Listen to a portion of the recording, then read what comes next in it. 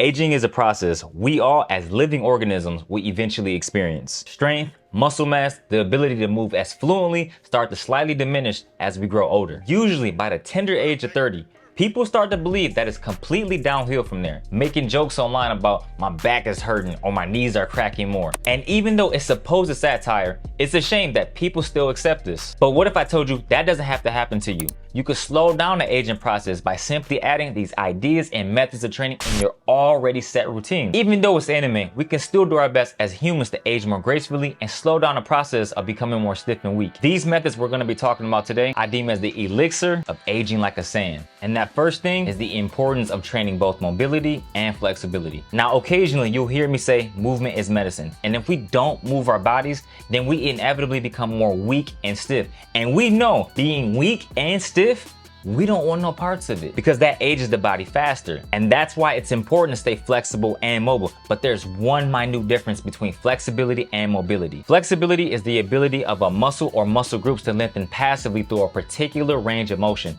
while mobility is the ability of a joint to move actively through a particular range of motion. Both of these methods of training are essential, but of course, I'm a little biased and I'm gonna say mobility is more crucial. And here's the reason why. Mobility training is taking that joint actively through a particular range of motion. Your joint is a complex structure made up of different parts, being bone, cartilage, tendons, ligaments, fluids, and they're there to facilitate movement and to bear weight. So bringing that all back, you ever do mobility exercises? If so, you ever feel stiff and rigid and you feel like you can barely move? That's your joints moving actively through a range of motion. So again, flexibility, we're talking about muscle groups. So you think about doing a standing hamstring stretch, and let's say you're not as flexible. You're gonna feel stiff because you can't touch your toes. But comparing that to a mobility exercise like Cossack squats, I'm talking about leaning on one side, keeping that foot flat on the ground, and then keeping your chest big and the leg that's completely straight. Either have that foot completely flat or have your toes pointing up, stretching out more of your hamstrings. When you have your foot completely flat, you're working more of your adductors. And as you shift from side to side,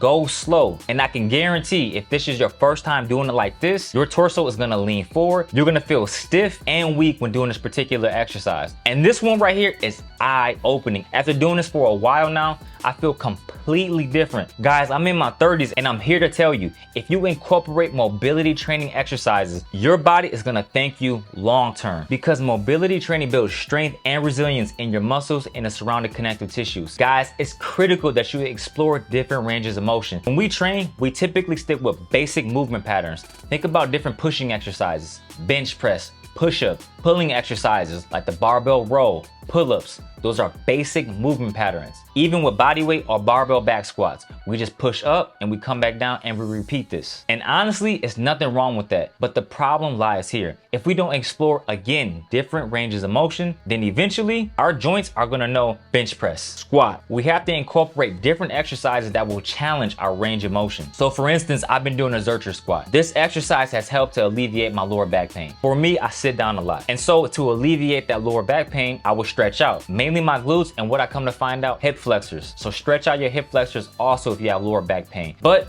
that was only temporarily fixing my pain. I will wake up the next morning and still feel like I'm weak and rigid. So then I come across Zercher squats. And after doing Zercher squats for a while, my lower back pain and stiffness isn't there anymore. And what I love about Zercher squats is that it emulates an actual move that we always do. Think about when we go pick up a basket of laundry or clothes on the floor. We typically bend at the waist, slight bend in our knees, we scoop it up, and we go about our business. So when you look at the Zercher squat, it's kind of similar. So you holding that weight in the front is gonna try to shift your body forward. So what keeps you upright is your erector spinae, also known as your lower back muscle. So your lower back muscle, along with your legs, primarily being your quads, hamstrings, and your glutes, those are all activated here with the Zercher squat. And you're also gonna be feeling it in your biceps because the way you have the barbell position. So for me, I get really low, I pause at the bottom, and then I push up. But I'm trying to keep my back straight as possible. And this right here engages the lower back a lot more. And after doing this for 3 times a week for the last 2 or 3 weeks or so, my lower back feels much stronger and healthier. And of course, I combine other exercises like the Cossack squat, deadlifts, reverse leg lifts on my couch, 99 and transfers, straddle leg lifts. These different exercises have greatly improved my lower body health. And honestly, guys, I haven't really been training flexibility.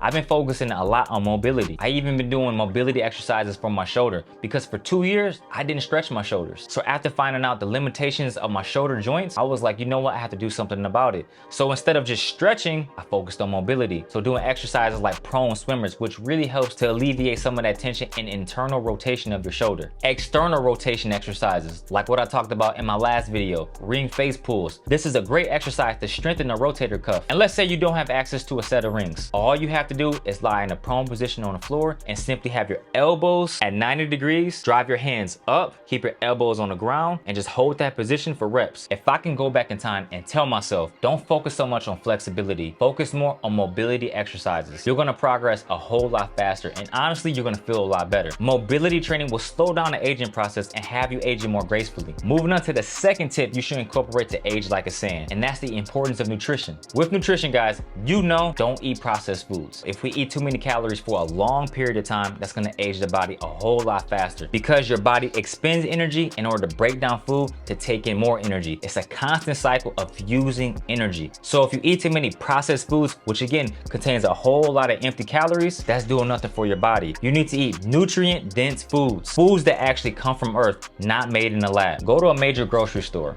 and compare the produce section to the other sections of the store. And you're gonna see the produce section is a lot smaller, but then you see the prepackaged foods. Those foods go on and on. There's so many different choices. I'm not saying to completely eliminate it from your lifestyle, but minimize it. And this is another thing I want to tell you guys. Pay attention to glycemic index. Your glycemic index has everything to do with sugar. So foods that spike your blood sugar levels, guess what? Your body has to release more insulin. And the more you have to release more insulin, the harder your liver has to work. And we don't want to overtax our liver, our pancreas, none of our organs. So be wary of how much sugar you're actually consuming. Also incorporate fasting. Fasting allows your body to recover. If you fast for a certain period, I believe studies show after 18 to 20 hours, your body's gonna produce more HGH, which is human growth hormone. It's also gonna get rid of those damaged cells and replace it with newer ones. Fasting is something that's natural and is beneficial for you. However, it's up to you to do your own research.